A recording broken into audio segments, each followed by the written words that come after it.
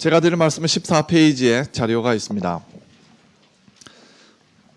약 한 3주 전에 그 기독교 방송 CTS에서 그 인터뷰를 좀 하자고 연락이 왔었습니다. 그 이제 우리 선거와 관련해서 좀 이게 여러 가지 그 지금 교회가 어떻게 선거에 참여해야 될 것인지에 대해서 좀 얘기를 했으면 좋겠다. 그래서 그때가 1월 말이었고 각 당에서 후보가 이렇게 마련되지도 않았고 대선은 아직도 멀고 그런데 왜 이렇게 서둘러서 인터뷰를 하느냐라고 물었더랬습니다. 그랬더니 저 교수님 지금 상황이 그렇지 않습니다.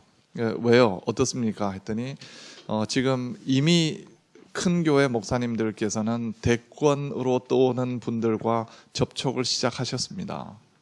그래서 정말요? 그래서 누가 그렇습니까? 했더니 누구라고 얘기를 하더라고요. 그걸 여기서 공개할 수는 없고요. 그런데 이미 사실은 그와 같은 일들이 또 이루어지고 있고요. 그런데 지금 여러분 우리가 다 똑같이 느끼다시피 대학 안에서 선교하는 것이 굉장히 힘듭니다.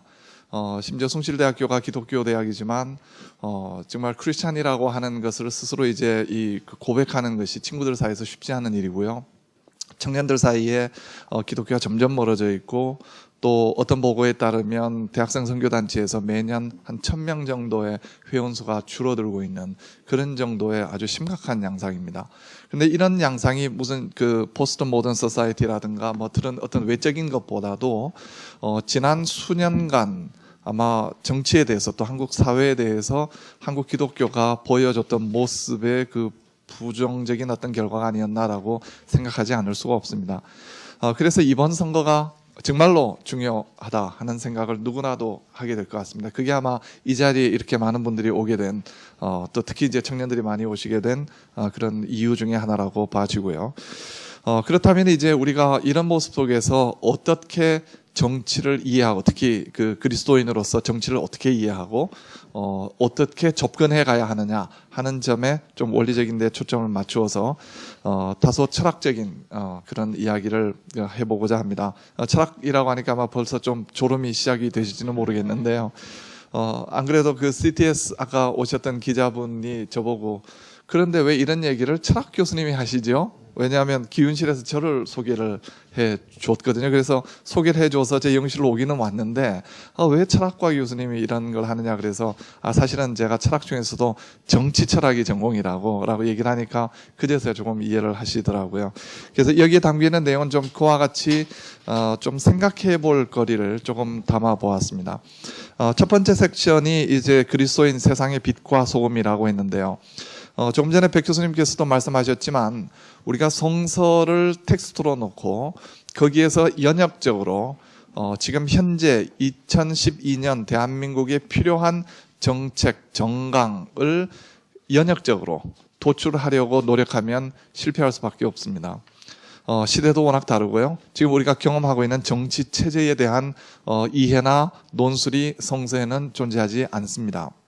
근데 제가 이렇게 너무 단정적으로 없다라고 얘기를 하면 여러분들은 조금 아닌데라고 생각할 수 있습니다. 왜냐하면 말씀을 읽어보면 정말 이 시대에 필요한 뭔가가 있거든요. 근데 그것이 존재하는 방식은 뭐냐 하면 그야말로 그 축자적인 방식으로 연역, 우리가 논리학 공부하듯이 연역을 통해서 이렇게 나오는 것이 아니라 그 말씀 속에 담겨져 있는 어떤 삶의 원리 그리고 공동체적인 원리를 들여다보게 되면 거기에서 정치의 원리는 분명히 나옵니다. 그것을 이제 성서에서 찾아내는 작업이 필요하고요. 그리고 성경만 들여다봐서는 이 사회에서 필요한 것이 무엇인지 알 수가 없죠.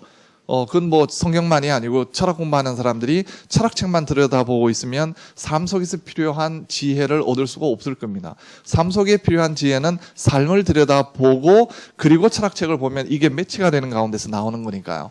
그러니까 우리가 정말 이 현실 정치에 대해서 기독교적으로 접근한다라고 얘기를 하려면 현실이 그리고 현실 정치가 어떤 것인지 어떻게 돌아가는지를 정확히 알아야지 그야말로 말씀 속에서 나오는 원리와 접합을 지킬 수가 있습니다. 그렇기 때문에 첫 번째 마지막에 나오는 것처럼요. 우리의 과제는 말씀 속에서 사회 정치적인 원리를 찾아내는 것 하나 하고요.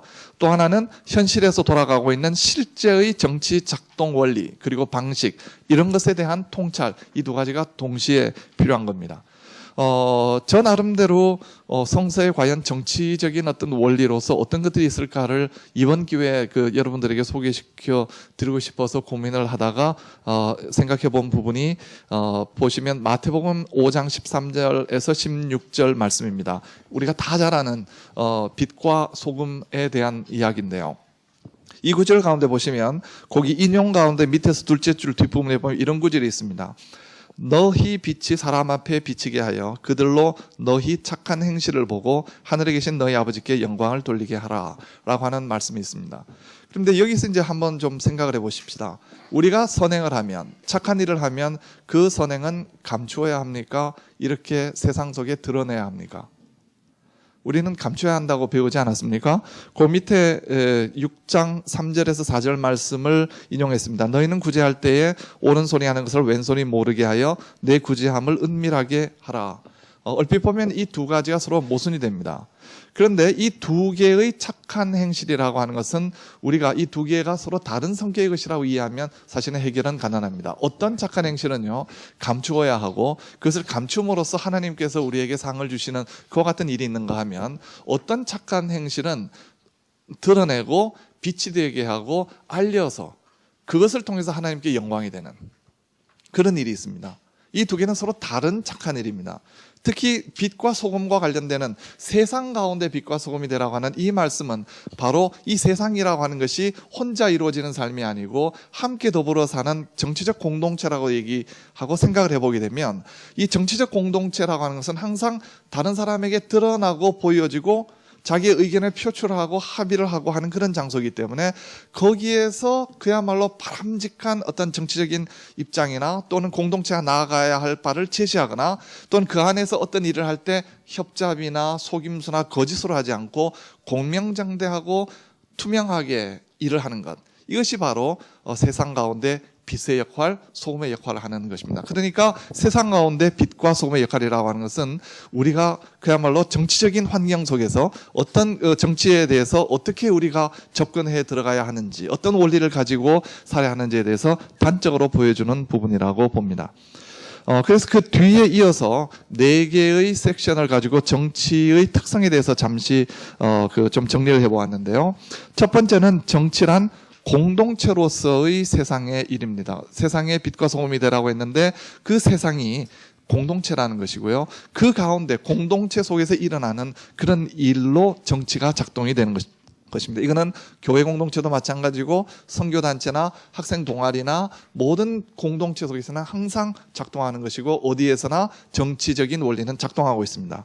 그 가운데서는 금방 말씀드렸던 것처럼 우리는 개인의 사적인 이익을 추구해야 될 것이 아니라 공공선을 추구해야 하고요. 그리고 우리가 이제 때때로 일을 하다 보면 좀 전략적인 태도를 취할 수는 있습니다. 모든 것을 다 드러내고 행동할 수가 없고 전략적인 태도를 취할 수 있지만 그 전략적인 태도라 하더라도 그것이 곧 거짓을 의미하거나 기만을 의미하는 것은 아닙니다. 전략적인 태도와 소통적인 태도를 나누는 아주 중요한 기준은 뭐냐면 내 의도를 갖추는 겁니다. 예를 들어서 상행위를 한다고 칩시다. 물건을 판매하고 할 때요. 이 물건은 솔직히 말씀드려서 원가가 얼만데 거기에 어떠한 이윤을 붙이고 임금비를 붙여서 요거는 팔아야 됩니다 라고 얘기하지 않잖아요. 그냥 이렇게 보면 이렇게 이 정도는 우리가 받아야 됩니다. 뭐 우리가 다 하는 거짓말인 손해봅니다 뭐 이런 얘기까지도 하면서 사실은 하게 되지만, 그러나 이런 전략적인 접근이라고 해서 상대방을 속이거나 예를 들어서 아주 상한 음식을 팔거나 또는 아주 터무니없는 어떤 덤태기를 씌운다든가 하는 그런 것은 좀 사정이 다른 거죠. 그래서 경제적인 거래는 우리가 그는 본질적으로 소통적인 것이 아니라 전략적인 것인데 그 전략적인 것과 그 전략적인 것의 본질은 자기의 의도를 드러내지 않는다는 것이지 속이거나 기만한다는 것은 아닙니다. 그래서 정치에 있어서도 마찬가지로 우리는 국제적 관계에서나 또는 정당 관계에 있어서나 여러 가지 관계에 있어서 전략적인 태도를 취하지만 결코 거짓을 요구하지는 않는다는 것. 그래서 공명정대한 어떤 부분, 그리고 투명성, 그리고 진실성은 정치에서 필요한 덕목이라는 것입니다. 두 번째로요, 정치라고 하는 것은 그냥 해도 그만 안 해도 그만이 아니라 인간이 반드시 그의 삶과 더불어서 필요하게 되는, 인간에게 필요한 본연적인 행위다라는 것입니다. 다시 말해서 정치적인 행위를 우리가 하지 않고서도 살 수 있습니다. 그러나 정치에 무관하고 세상 일이 어떻게 돌아가는지 무지한 가운데서 살아가다 보면 지금은 내가 참 평온하고 즐거운 삶을 살 수 있지만 어느 순간에 구조가 바뀌어버리고 사회변동이 발생이 되면 나도 모르는 사이에 내가 굉장히 어려움에 처할 수가 있습니다. 그래서 이 세계가 어떻게 돌아가는지 그 제도와 구성에 대해서 주목하고 살펴보는 것은 우리가 인간다운 삶, 행복한 삶을 위해서는 절대적으로 필요하고, 그것이 곧 인간다운 사회를 만들 그 차원에 있어서도 우리가 그리스도인으로 그 배려하고 생각해야 될 바로 그 부분에 있어서도 중요하기 때문에 우리는 정치에 대해서 주목을 해야 됩니다. 그러기 위해서는 정치의 핵심이 되는 것이 바로 정치적 자유의 부분이고요. 그리고 그 정치적 자유가 실질적으로 우리에게 이 다가오는 부분은 언론 자유의 문제, 그리고 집회와 결사의 자유의 부분입니다. 그래서 지금 미디어법이라든가 또 여러 가지 법을 통해서 교묘하게 언론을 통제하려고 하는 것 우리가 주목해서 봐야 되고, 또 아주 그 옛날 같으면 데모를 하면 그냥 물대포를 쏘고 잡아들여가고 했지만 지금은 또 다른 방식으로 사실은 억압을 하죠. 어떤 직장인이 그런 걸 하면 발각을 해가지고 그 사람의 직장 생활을 어렵게 만들다든가, 또는 어떤 그 개인적인 차원으로 접근해서 아주 그 이런 그 정치적인 활동을 어렵게 만드는 그와 같은 방식도 우리가 주목하고 경계해야 될 부분입니다. 세 번째, 정치는 진리의 문제가 아니라 의견의 문제입니다. 이 부분은 굉장히 좀 민감한 부분이기는 합니다. 왜냐하면 우리는 그 예수 그리스도를 믿는 사람들이고 우리가 믿고 있는 진리가 무엇인지, 그리고 또 진리가 어떻게 돼야 되는지는 아는데, 정치라고 하는 것이 작동하는 방식은 우리가 생각하는 그와 같은 진리가 작동하는 방식, 무엇이 옳고 거짓이고 믿지 않으면 곧바로 어떤 그 정치적인 적대는 곧 그것은 적이고 사탄이고 하는 그런 방식이 아니다. 그래서 정치의 영역은 다양한 가치가 병존할 수 있고 다양한 관점들이 있을 수 있다라고 해서 우리가 굉장히 유연한 방식으로 접근해야 된다 하는 그런 부분을 말씀드리고 싶습니다. 특히 이제 종교가 이 정치 영역에서 부딪힐 때 어떻게 할 것이냐가 문제인데요. 그 부분에 있어서도 우리 자신의 신앙이 근본적으로 침해를 당하는 것이 아니라면 이 부분에 있어서 우리는 굉장히 유연한 태도를 취할 필요가 있다는 말씀을 드려야겠습니다. 그 부분은 조금 이따 다시 말씀드리겠습니다. 네 번째, 정치는 갈등을 통해서 갈등을 넘는 과정입니다. 그래서 아까 말씀드렸던 것처럼 정치가 진리의 중심 영역이 아니고 의견이 작동하는 곳이라고 했을 때 우리는 조심스러워지는데, 그러면 진리라고 하는 것이 도대체 무엇이냐 하는 것을 좀 자세하게 여러 가지 유형별로 나누어 보았습니다. 형이상학적인 진리, 신앙적 진리, 수학적 진리, 자연과학적 진리, 그리고 정치적 진리. 그 자세하게 말씀드리기는 어렵고요. 그래서 결론은 뭐냐면 진리라고 하는 개념 자체도 굉장히 조심스러운 것이고 굉장히 다의적인 여러 가지 의미를 가지고 있는 것이기 때문에 내가 생각하고 내가 옳다고 믿는 것을 너무 쉽게 이것이 진리니까 나와 다른 것은 다 거짓이고 악이라고 규정하는 태도는 삼가해야 된다 하는 것입니다. 그래서 정치는 항상 갈등이 있을 수밖에 없는데, 갈등의 당사자는 갈등의 상대방은 우리가 미워할 수밖에 없고 증오할 수밖에 없거든요. 막 너무나 이렇게 격렬하게 투쟁하다 보면은요. 그러나 그렇다고 해도 그 정치라는 것 자체가 이렇게 작동되기 위해서 그와 같은 갈등이라고 하는 것을 필수적인 것이라 생각하면 그러한 어떤 대립구도는 계속해서 간다고 생각을 해야지, 그 적대하고 있는 편이 악이다, 사탄이다 생각하고 그것을 제거하려고 해서는 안 된다. 그러면 정치에서는 나와 생각이 다른 사람들은 곧 적이고 사탄이기 때문에 제거돼야 되고, 그럼 내가 권력을 잡았을 때는 그 사람들을 다 죽어 없어져야 되는 것이 됩니다. 그러면 이 정치는 죽임의 정치가 되는 겁니다. 내가 권력을 당하면 곧바로 정치 보복이 이루어지게 됩니다.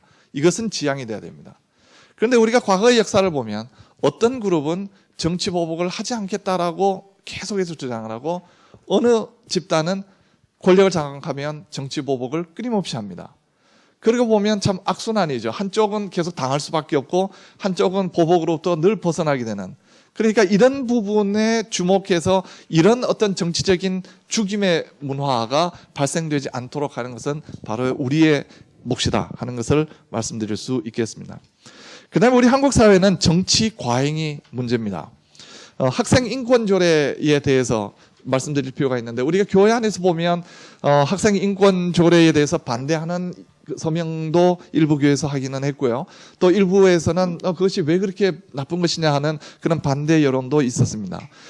그런데 이제 그것을 자세히 들여다보게 되면 아마 서울시 학생 인권 조례에 대한 찬반이 있을 수는 있는데, 지금 현재 와서 이미 인권 조례가 공포가 되고 작동이 되고, 그리고 정치적으로 그게 이미 태클이 걸려 있는 상황에서 그 내용을 깊이 있게 들여다본다는 게 상당히 곤란한 입장에 서 있습니다.